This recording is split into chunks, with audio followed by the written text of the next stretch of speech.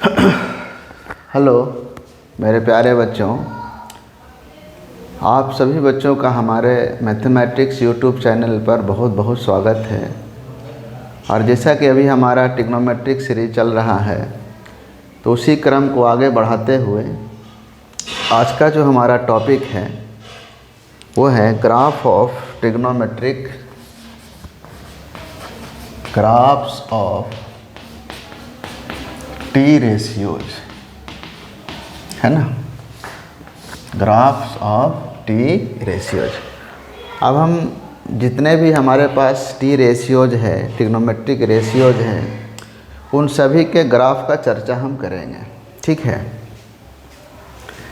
तो बहुत ज़्यादा समय हम नहीं लेंगे इसको समझाने में, क्योंकि आपको ग्राफ समझना है मोटा मोटी, है ना। कैसे ग्राफ को बनाते हैं, कैसे ग्राफ को डील करेंगे, ठीक है। उसके लिए कुछ इम्पोर्टेंट वैल्यूज़ को आपको जानना होगा। जैसे मान लीजिए कि हमारा फर्स्ट फंक्शन है sin x, और हमको इस sin x का ग्राफ बनाना है, ठीक है।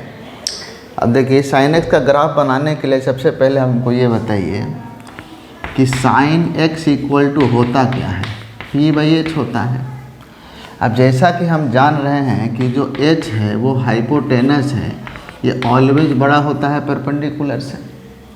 बट एक केस ऐसा आता है जब p और h इक्वल हो जाता है, मतलब in the case of 90 degree, है ना। जब p और h इक्वल हो जाता है तो उस केस में होगा क्या, ये इसकी वैल्यू हो जाएगा 1, ठीक है। मतलब ये हम कह सकते हैं ग्रेटर देन इक्वल टू।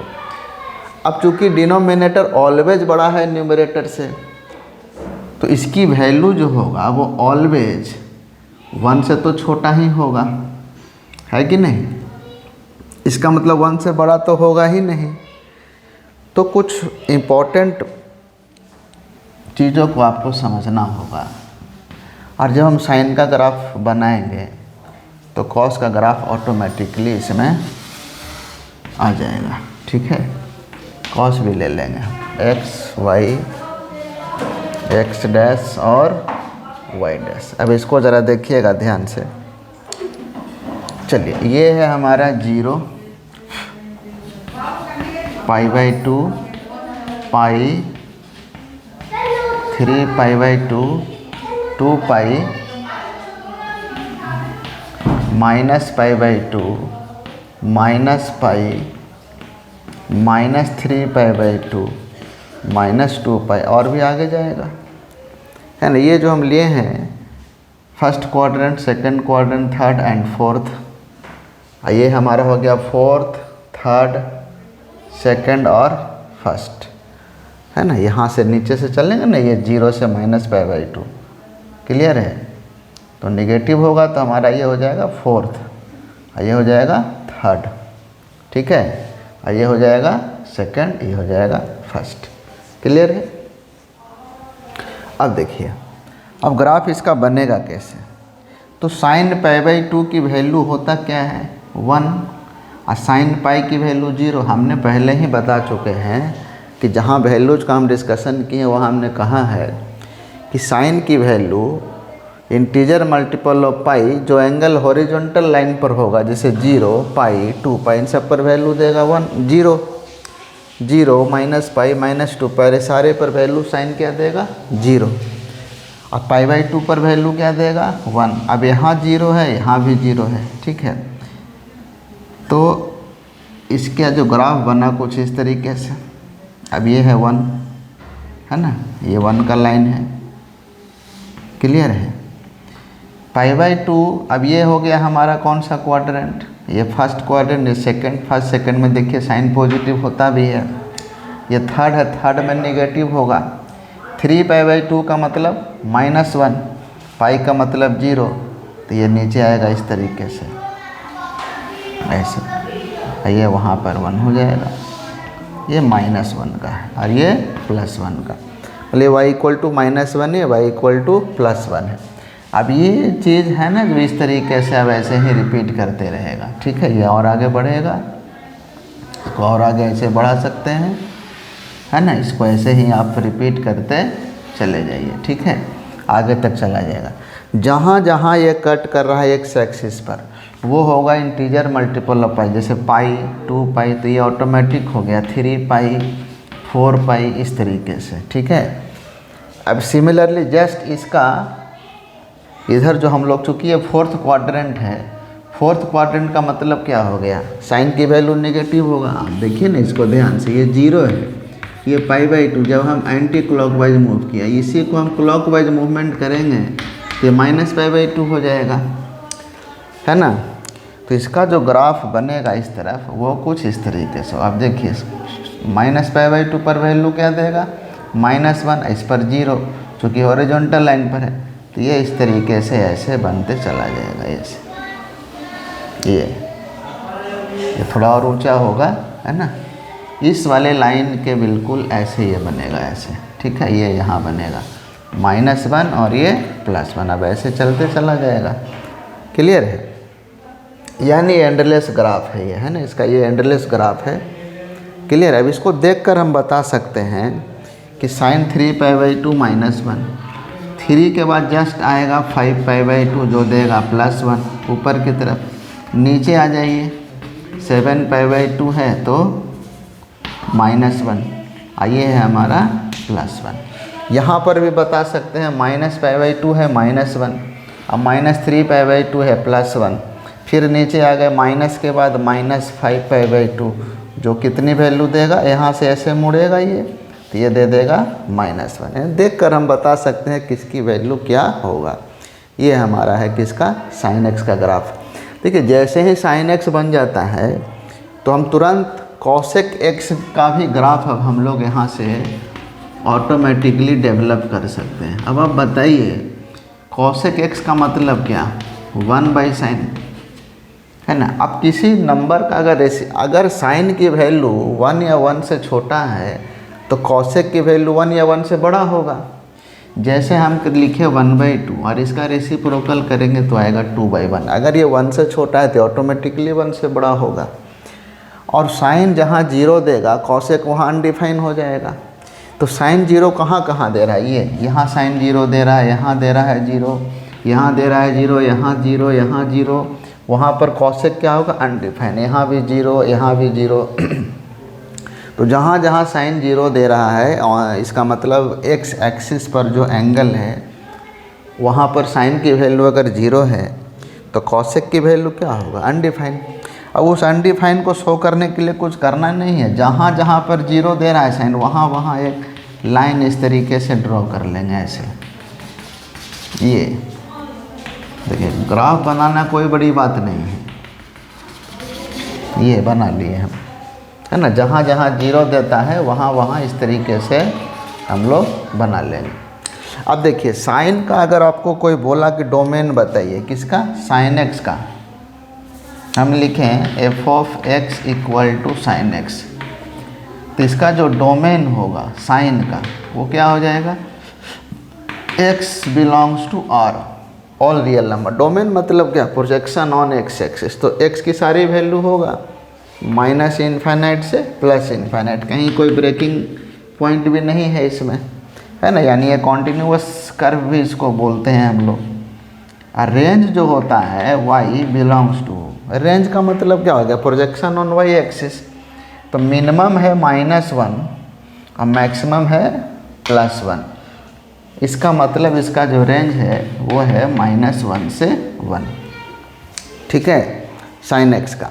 अब cos x का ग्राफ बनाना है, कुछ नहीं करना है, जहाँ 0 पर भी साइन 0 0 देगा, तो जहाँ साइन 0 दे रहा है वहाँ cosec अनडिफाइन होगा, मतलब उसके लाइन को टच नहीं करेगा वो।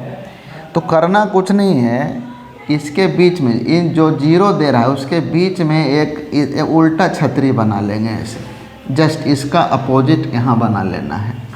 जहाँ जहाँ पर दे रहा है यहाँ पर ऐसे बना लीजिए, ये फिर यहाँ पर ऐसे बना लिए, ये यहाँ पर ऐसे बना लिए, इस तरीके से।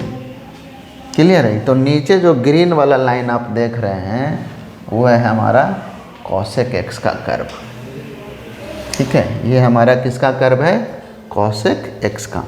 अब आप इसको देख करके समझ सकते हैं cosec x के कर्व को अगर हमको कॉसेक एक्स का मान लीजिए कि डोमेन रेंज लिखना होगा, ठीक है, कॉसेक एक्स का हमें लिख रहे हैं f of x equal to cosec x. X क्या हो जाएगा, मतलब डोमेन क्या हो जाएगा इसका। इसका जो डोमेन हम देख रहे हैं, डोमेन तो एक्स पर देखते हैं, तो एक्स की सारी वैल्यू ले रहा है, उस वैल्यू को छोड़कर जहाँ जहाँ साइन 0 दे रहा है, मतलब 0 पर, पाई पर, 2 पाई, 3 पाई। अब यहाँ तो सारी इंटीजर मल्टीपल ऑफ पाई ले रहा है, पाई, 2 पाई, 3 पाई, 4 पाई, मतलब उसका जनरल क्या हो गया, n पाई।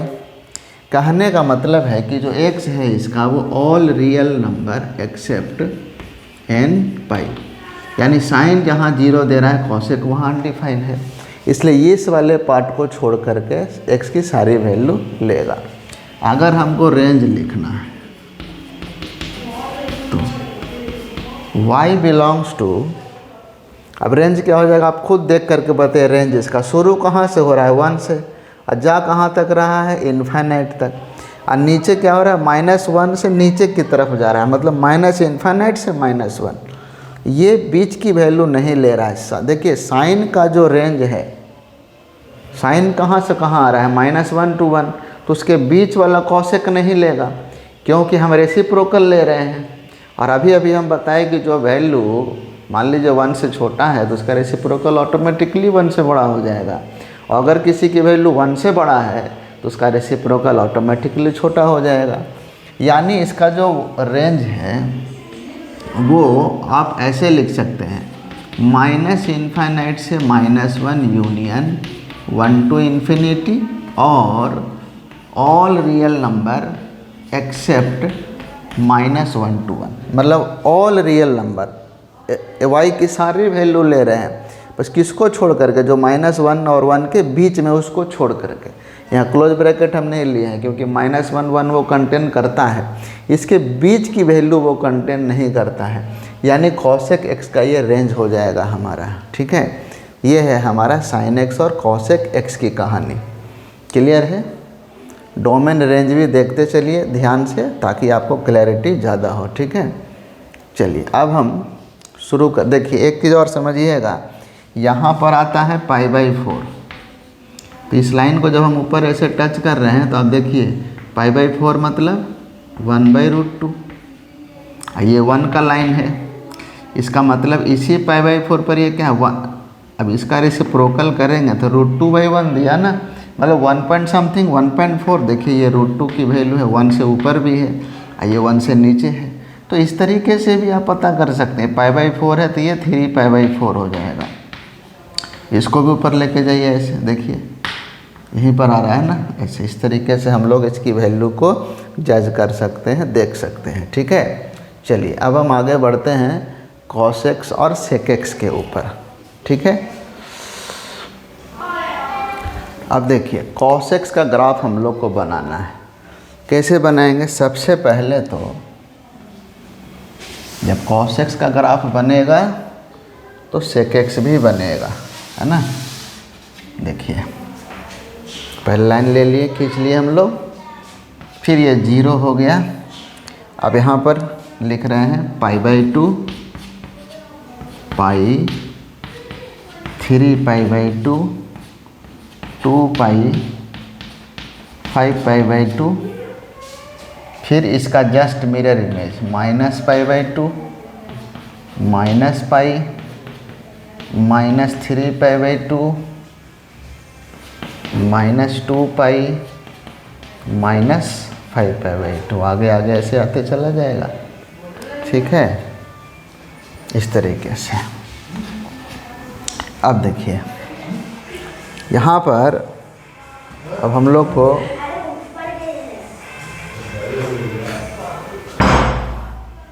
कॉसेक्स का ग्राफ बनाना है, ठीक है।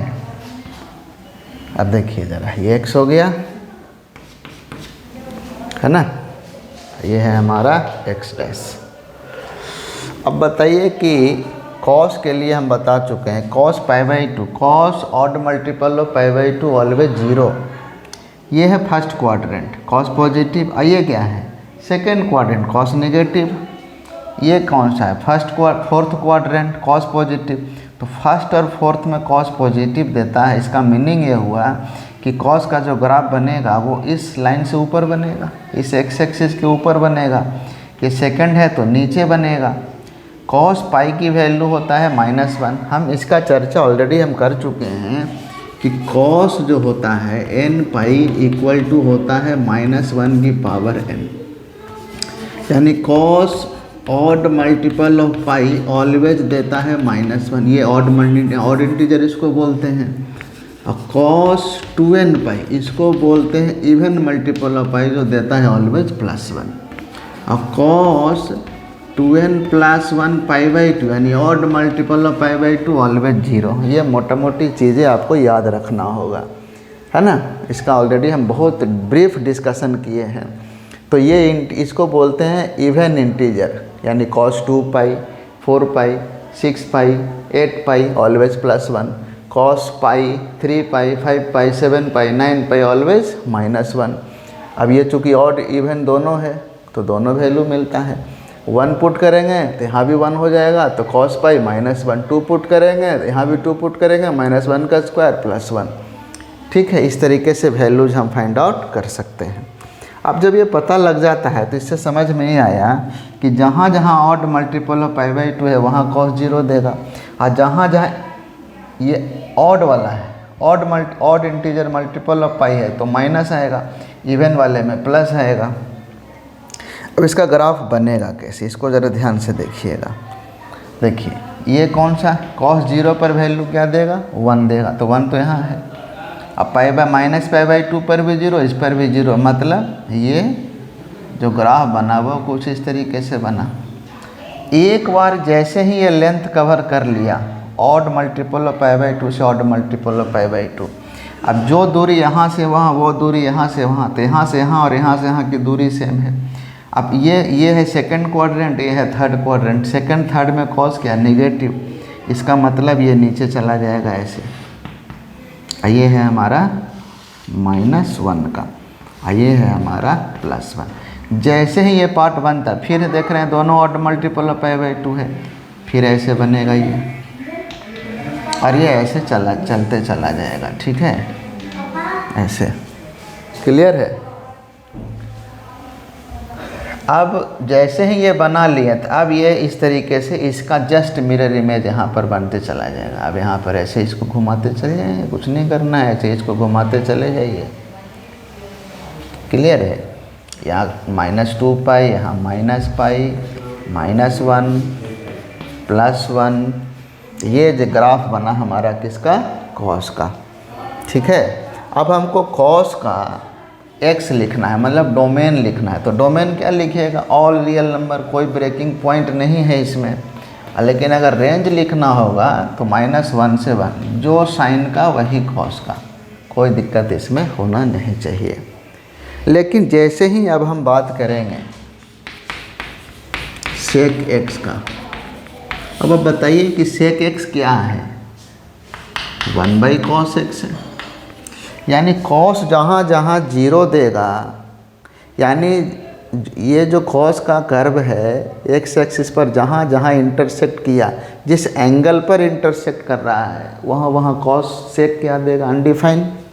हमने पहले ही बोला कि जब अनडिफाइन का केस आएगा तो करना क्या है, जहाँ जहाँ अनडिफाइन आएगा वहाँ वहाँ एक लाइन ऐसे ड्रॉ कर लेंगे इस तरीके से। ये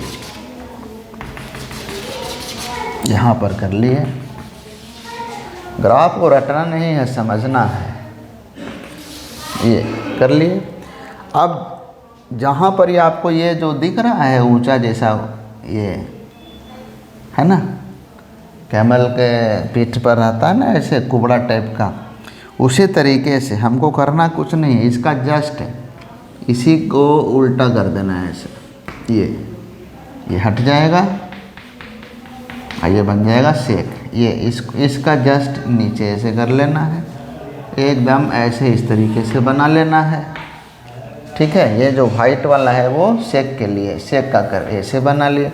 यानी सेक बनाने के लिए आपको कॉस का हेल्प लेना पड़ेगा। अब ये सब हट गया यहाँ से, क्लियर। ये जैसे ही हटा तो जो वाइट वाला बच रहा है वो किसका बन गया, वो बन गया सेक का। जो वाइट दिख रहा है वो सेक एक्स का है। अब देखिए इसका हमको रेंज लिखना है, डोमेन लिखना है सेक एक्स का। सेक एक्स का डोमेन माने एक्स। एक्स क्या हो जाएगा बताइए तो ज़रा, एक्स कहाँ से है। एक्स को देखिए डोमेन का, एक सेक एक्स का कर्व देखिए, पीला वाला तो है नहीं, -1 से नीचे जा रहा है और 1 से ऊपर जा रहा है। इसका मतलब इसके बीच का पार्ट नहीं लिया, तो ये क्या हो गया। अब ये रेंज है, ये जो हम बता रहे हैं वो रेंज है। बट डोमेन को देखिए, ये डोमेन हमको लिखना है ना, तो डोमेन में ये लाइन कहाँ कहाँ ड्रॉ किया हुआ है जो टच नहीं कर रहा है। कर्व किस लाइन को टच नहीं कर रहा है, ये कर्व उस लाइन को टच नहीं कर रहा है जहाँ ऑड मल्टीपल ऑफ π/2 आ रहा है। मतलब ऑल रियल नंबर होगा एक्सेप्ट 2n + 1 π/2। ये हो गया हमारा इसका डोमेन। अब हमको रेंज लिखना है, तो रेंज क्या लिख लेंगे भाई, ऑल रियल नंबर एक्सेप्ट -1 से 1 के बीच में। अब ऑल रियल नंबर क्या है, +1 के ऊपर, मतलब प्लस इन्फाइनाइट तक जा रहा है, और ये -∞ से -1, तो सारी वैल्यू ले रहा है ना वाई का। किसको छोड़ करके, ये बीच वाले पोर्शन को छोड़ करके, है कि नहीं। तो -1 से 1 को छोड़ करके, इसको ऐसे भी लिखते हैं हम लोग, -∞ से -1 यूनियन 1 से इन्फाइनाइट, क्योंकि 1 कंटेन कर रहा है और -1 भी कंटेन कर रहा है। तो ऊपर वाला लिखिए चाहे नीचे का लिखिए, बात बराबर है। ठीक है, अगर आपको क्लैरिटी हो पा रहा है तो बहुत अच्छी बात है कि हम आपको समझाने में कामयाब हो रहे हैं।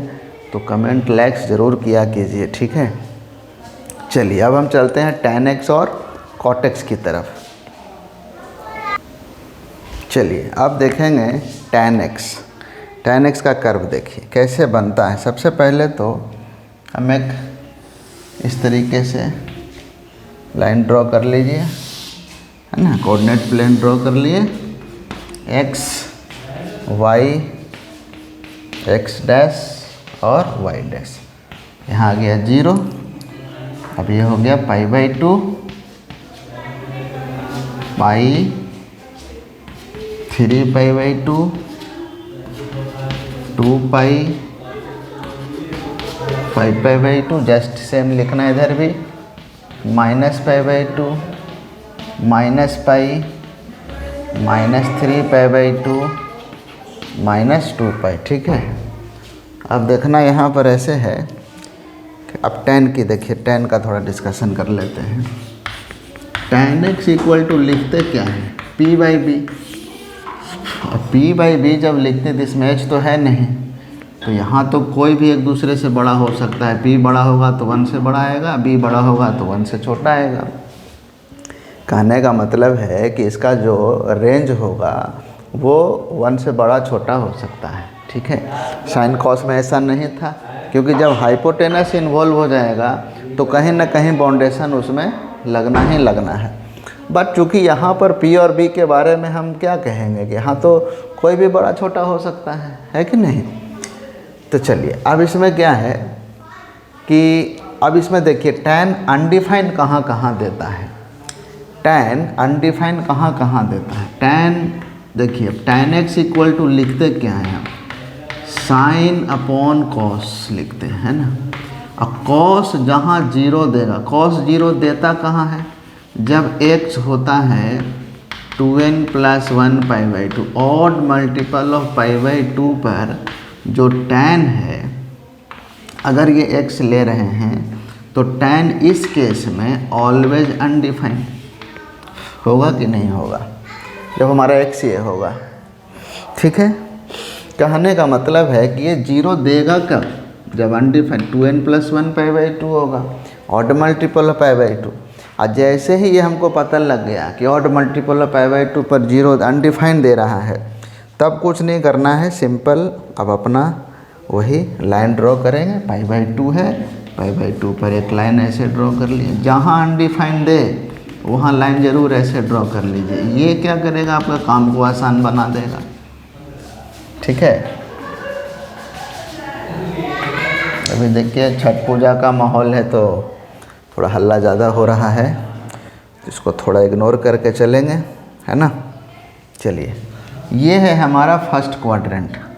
अब फर्स्ट क्वाड्रेंट में 10 क्या देता है? पॉजिटिव। ये है हमारा फोर्थ क्वाड्रेंट, और यहाँ 10 क्या देता है? निगेटिव।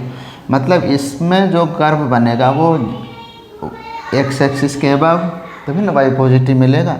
और यहाँ बिलो, ठीक है, यहाँ अनडिफाइंड है। tan 0 0 देता है। tan 0 का मतलब हो गया sin 0 अपन cos 0, sin 0 0 cos 0 1, ठीक है। इसका मतलब इसका अगर कर्व हमको बनाना होगा तो ये कुछ इस तरीके से बनेगा, ऐसे। ये अब देखिए, ये है π/4,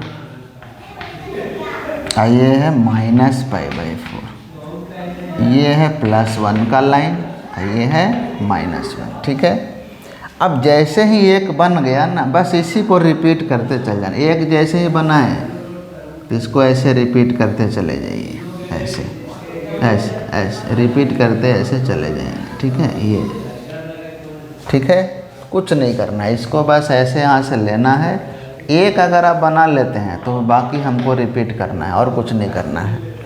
क्लियर है? इस तरीके से। अब यहाँ पर ऐसे बनाना है तो यहाँ तक रोक दीजिए, नीचे इधर लिखे नहीं है, लिखेंगे तो नीचे ऐसे चला जाएगा। क्लियर है? तो ये हमारा कर्व बन के रेडी हो गया, किसका? tan x का। अब देखिए, tan में कन्फ्यूजन होता क्या है ना, बच्चा सोचते इधर से घुमाएं इधर से घुमाएं, कुछ नहीं करना है। क्वाड्रेंट देखिए ना, 0 से π/2 फर्स्ट क्वाड्रेंट है, यानी ऊपर बनेगा। ये फोर्थ क्वाड्रेंट है, नीचे बनेगा। π/4 ले लीजिए, -π/4 इसके बीच में आता है, 1 होगा तो यहाँ पर 1, यहाँ -π/4 -1। कुछ नहीं है, बहुत आसान है। अगर हमको इसका डोमेन लिखना है, ठीक है, tan x का डोमेन लिखना है, यानी x लिखना है। बताइए x लिखेंगे क्या? ऑल रियल नंबर लेंगे, बट उस पार्ट को छोड़कर जहाँ अनडिफाइंड दे रहा है, अनडिफाइंड दे रहा है कहाँ पर? ऑड मल्टीपल ऑफ π/2 पर, यानी sec x की तरह। sec x भी अनडिफाइंड होता है ऑड मल्टीपल ऑफ π/2 पर। माने cos जहाँ 0 दे रहा है, sec में भी जहाँ cos 0 देता है वो नहीं लेते हैं, ठीक है ना, तो दे सेम ही होता है। रेंज क्या हो जाएगा बताइए? y रेंज क्या होगा? रेंज हो जाएगा -∞ से प्लस। अब देखिए, इस पूरे लाइन को देखिए, y की ऐसी कोई वैल्यू, देखिए ना, यहाँ से अगर हम प्रोजेक्शन ऐसे ड्रॉ करें, कोई ऐसा पार्ट है जहाँ पर कोई पार्ट मिस कर रहा हो, y की कोई भी वैल्यू यहाँ मिस कर रहा हो, कहीं कोई ब्रेकिंग पॉइंट है इस y के लिए? नहीं है। मतलब इसका रेंज है ऑल रियल नंबर, ठीक है। ये हमारा कर्व बन के रेडी हो गया tan x का, ठीक है। अब हम बनाएंगे cot x का कर्व। चलिए, अब देखते हैं cot x का कर्व कैसे बनाना है। देखिए, सबसे पहले तो हम कोऑर्डिनेट प्लेन इस तरीके से ड्रॉ कर लिए, x y x डैश और y डैश। अब दीजिए एंगल 0 π/2 पाई 3 π/2 2 पाई, जस्ट अपोजिट -π/2 -पाई, ठीक है। अब देखिए कर्व बनेगा कैसे। अब फिर कुछ बातें समझना होगा। ये है cot x, लिखते क्या है? cos upon sine. अब ये साइन 0 कहाँ देता है भाई? जब x होगा n π, x n π पर, मतलब इंटीजर मल्टीपल ऑफ पाई पर ऑलवेज 0। n π कौन है यहाँ? 0, पाई 2 पाई -पाई -2 पाई। यहाँ क्या दे रहा है? ये cot अनडिफाइंड हो जाएगा ना, क्योंकि साइन 0 देता है। और अभी बोले कि जो एंगल अनडिफाइंड वैल्यू दे रहा है वहाँ पर आपको करना क्या है? एक लाइन, यहाँ तो ऑलरेडी एक लाइन ऐसे ड्रॉ किया हुआ है, यहाँ भी कर लिए ऐसे, फिर यहाँ कर लिए ऐसे, फिर यहाँ कर लेंगे और फिर यहाँ कर लेंगे, ठीक है। इतना काम पहले कर लीजिए, अब कन्फ्यूजन नहीं होना। देखिए, ये फर्स्ट क्वाड्रेंट है, तो कॉट क्या देगा, पॉजिटिव।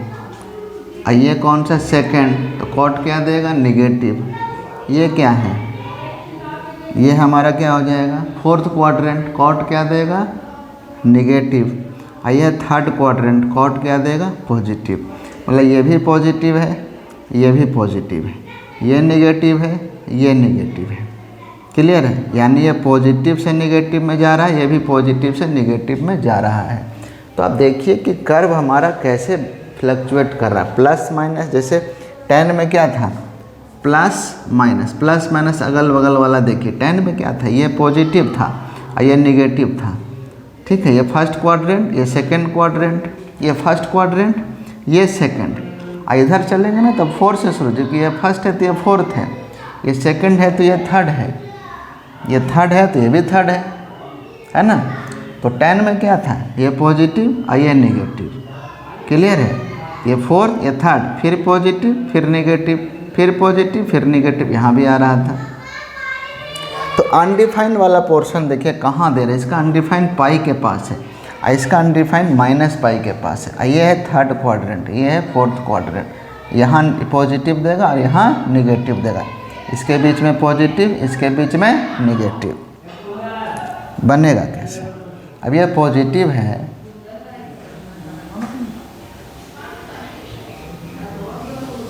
ऐसे होगा, देखिए ये पॉजिटिव है और इसके बीच में निगेटिव, मतलब बिलो एक्स एक्सिस और 0 पर अनडिफाइंड। जैसे ही एक बन गया अब बस रिपीट करते चल जाना है, क्योंकि -π/2 पर 0 देगा, क्योंकि cos 0 देता है तो cot भी 0 हो जाएगा। एक अगर बन गया तो बाकी हम रिपीट करते चले जाते हैं ऐसे। ठीक है, कंफ्यूज नहीं होना है बस कर्व बनाने में कि हम इसका डिजाइन तैयार कैसे करें, है ना। ये फर्स्ट क्वाड्रेंट है पॉजिटिव, सेकंड है निगेटिव, ये फोर्थ है निगेटिव, थर्ड है पॉजिटिव। ठीक है, ये हमारा कॉटेक्स का कर्व हो गया। अब इसका हमको डोमेन लिखना है। तो x क्या हो गया बताइए, all real number except n π, जहाँ पर साइन दे रहा है 0। रेंज क्या हो जाएगा, क्या हो जाएगा रेंज बताइए। अब प्रोजेक्शन इधर देखिए, इस कर्व का प्रोजेक्शन यहाँ हम ले रहे हैं, सारी वैल्यू ले रहा है भाई का, कहीं कोई ब्रेकिंग पॉइंट नहीं है। तो -∞ से +∞। ठीक है, यानी ऑल रियल नंबर। ये है हमारा कर्व किसका, कॉटेक्स का। और इस तरीके से हमारा जो ग्राफ है ट्रिग्नोमेट्रिक फंक्शन का वो कम्प्लीटली समाप्त हो चुका है। कहीं से अभी कोई अगर डाउट है तो आप पूछिए, उसका जवाब दिया जाएगा। ठीक है, चलिए अब नेक्स्ट वीडियो में हम लोग मिलेंगे नेक्स्ट इंटरेस्टिंग टॉपिक के साथ। ठीक है, चलिए बहुत बहुत धन्यवाद।